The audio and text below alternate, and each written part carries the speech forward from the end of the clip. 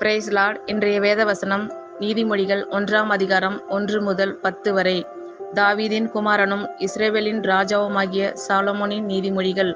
இவைகளால் ஞானத்தையும் போதகத்தையும் அறிந்து புத்திமதிகளை உணர்ந்து விவேகம், நீதி, நியாயம், நிதானம் என்பவைகளை பற்றிய உபதேசத்தை அடையலாம்.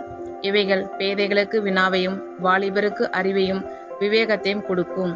புத்திமான் இவைகளை கேட்டு அறிவில் தேறுவான். விவேகி நல் யோசனைகளை அடைந்து நீதிமொழியையும் அதன் அர்த்தத்தையும் ஞானிகளின் வாக்கியங்களையும் அவர்கள் உரைத்த புதை பொருள்களையும் அறிந்து கொள்வான்.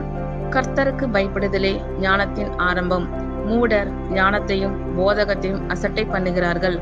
என் மகனே, உன் தகப்பன் புத்தியை கேள், உன் தாயின் போதகத்தை தள்ளாதே.